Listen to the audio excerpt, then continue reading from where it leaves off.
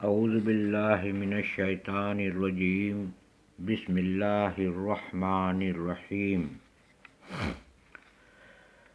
رب اشرح لی صدری ویسر لی امری واحلل عقدۃ من لسانی یفقہوا قولی۔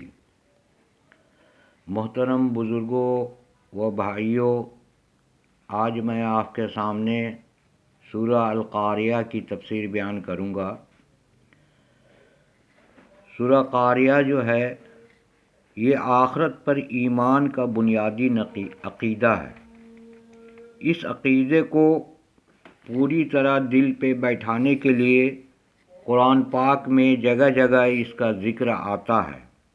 سورہ قاریہ میں اسی حقیقت کو واضح کیا گیا ہے۔ ابتدائی آیتوں میں قیامت کا ایک نقشہ پیش کیا گیا ہے، ایک ایسا نقشہ جس کے سامنے آتے ہی انسان اس خوفناک گھڑی کی ہولناکی کا کچھ اندازہ کر سکے۔ اس سے ملتے حالات دوسری صورتوں میں بھی بیان ہوئے ہیں۔ یہاں قیامت کو قاریہ کہا گیا ہے۔ قارا کے معنی عربی زبان میں کھٹکانے کے ہوتے ہیں، مثلاً غفلت میں پڑے ہوئے لوگوں کو بیدار کرنے یا چونکانے کے لیے۔ جب زور سے دستک دی جائے یا دروازہ کھٹکھٹایا جائے، اسی نسبت سے قاریہ بڑی مصیبت کو بھی کہتے ہیں، ایسی مصیبت جو اچانک سر پہ آ پڑے۔ یہ قیامت کو القاریہ کہا گیا ہے، یعنی وہ سب سے بڑی مصیبت جس کا تصور انسان کر سکے۔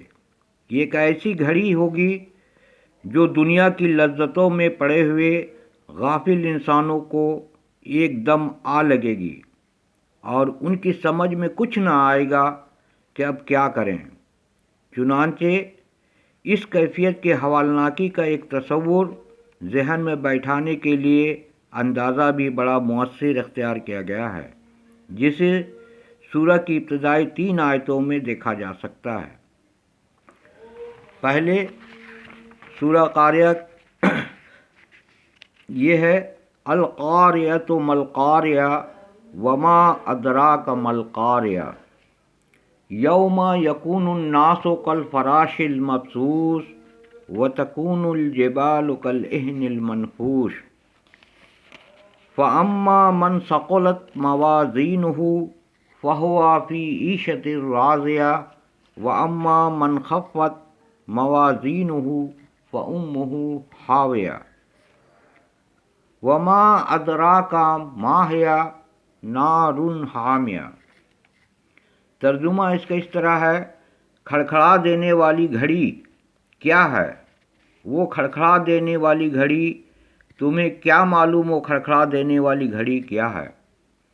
اس دن انسان بکھرے ہوئے پروانوں کی طرح ہوں گے اور پہاڑ دھنی ہوئی اون کی طرح ہو جائیں گے۔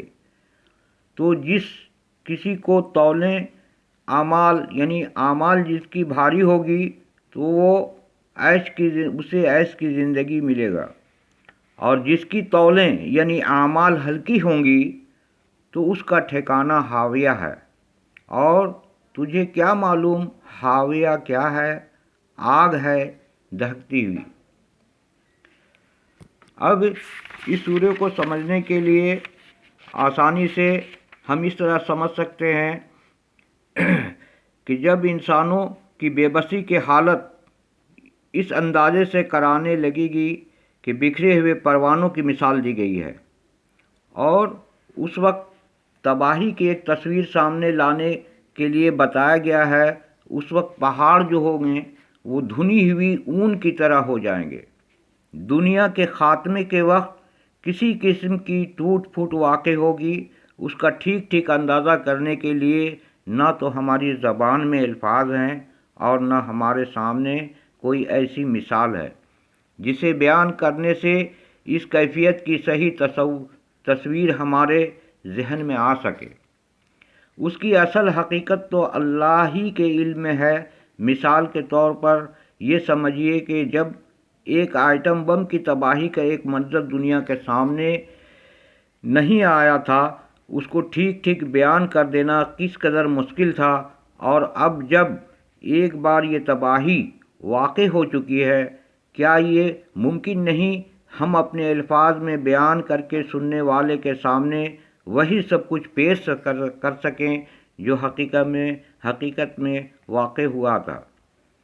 حالانکہ اپنے بیان کو واضح کرنے کے لیے تصاویر سے بھی مدد لیتے ہیں اور ایسے لوگوں کے بیانات سے بھی فائدہ اٹھا سکتے ہیں جنہوں نے اس منظر کی ایک جھلک اپنی آنکھوں سے دیکھ لی تھی۔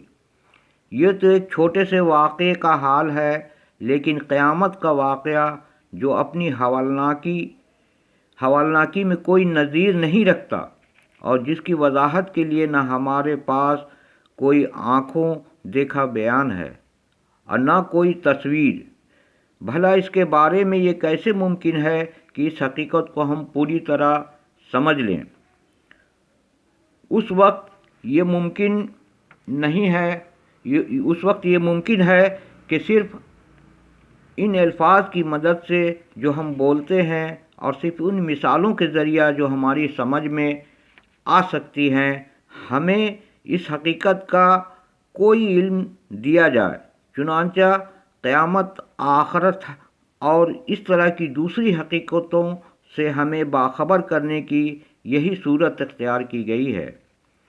ابتدائی آیتوں میں قیامت کا ایک منظر پیش کرنے کے لیے آیت نمبر 6 سے جزا اور سزا کی اس حقیقت کو بھی بیان کیا گیا ہے جسے قرآن بار بار پیش کرتا ہے۔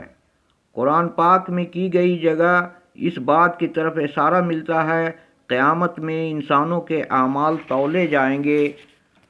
ظاہر بات ہے، اعمال چونکہ جو ان کو تولنے کی صحیح تصور ہمارے ذہن میں نہیں آ سکتا، یہ بھی اس قسم کی باتوں میں سے ایک بات ہے جس کی حقیقت کو ہم پوری طرح سمجھ نہیں سکتے۔ البتہ اس مفہوم کو کسی حد